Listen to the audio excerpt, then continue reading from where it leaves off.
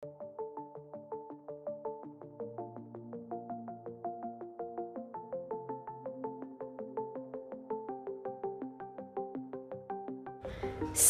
Kompas.com, Rusia mengerahkan sekitar 100.000 tentara di dekat perbatasannya dengan Ukraina. Adapun hal tersebut menambah ketegangan antara dua negara bertetangga itu serta meningkatkan ancaman invasi.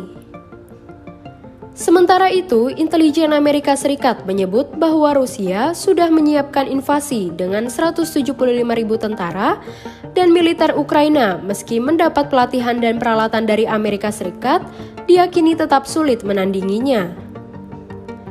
Jika terjadi perang Ukraina-Rusia, negara blok timur dan barat juga akan terlibat.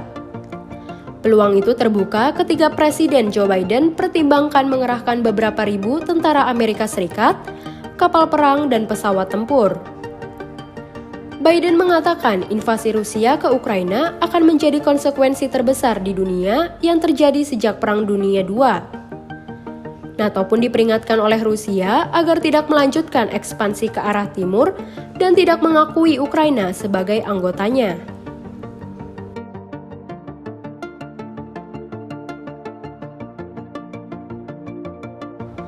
Pada dasarnya, Putin sedang berusaha menyusun ulang batas-batas Eropa pasca Perang Dingin, membangun zona keamanan yang luas, dan menarik kembali Ukraina dengan paksa jika perlu. Ketegangan antara Ukraina dan Rusia sudah membara sejak 2013 ketika Ukraina berupaya menggulingkan presidennya yang pro-Rusia, Viktor Yanukovych, dan militer Rusia memasuki wilayah Ukraina.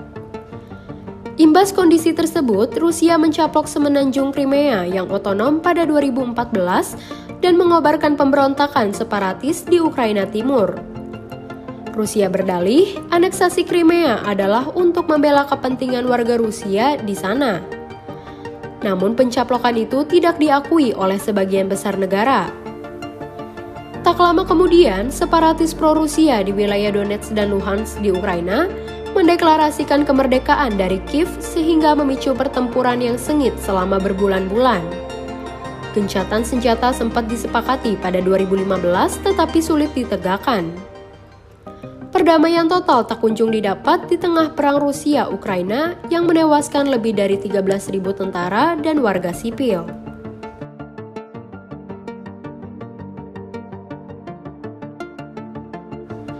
Menurut Putin, Ukraina pada dasarnya adalah bagian dari Rusia baik secara budaya maupun historis. Vladimir Putin yang kini berusia 69 tahun dan berada di senja karir politiknya, juga disinyalir berniat memoles citranya dengan memperbaiki apa yang dilihatnya sebagai bencana abad ke-20 yaitu pecahnya Uni Soviet. Ukraina, negara berpenduduk 44 juta orang yang sebelumnya tergabung dengan Uni Soviet, dan berbagi perbatasan sepanjang 1.900 km dengan Rusia, menurut Putin dapat meningkatkan kekuatan negaranya untuk bersaing dengan Amerika Serikat dan Cina. Putin turut sinyalir berusaha meningkatkan dukungan nasionalis di dalam negeri di tengah pandemi yang berkecamuk dan perekonomian yang tertatih. Pada 2021, Rusia juga dilanda demo anti-Putin terbesar dalam beberapa tahun oleh oposisi. Sementara itu, Rusia beralasan bahwa penempatan ratusan ribu pasukan di perbatasan adalah antisipasi ekspansi NATO ke arah timur dan reaksi terhadap hubungan intensif Ukraina dengan aliansi tersebut. NATO meningkatkan dukungan untuk Ukraina dalam hal persenjataan, pelatihan, dan personel. Rusia pun menuduh Ukraina meningkatkan jumlah pasukannya sebagai persiapan merebut kembali wilayah Donbas, tetapi Kiev membantah tudingan itu.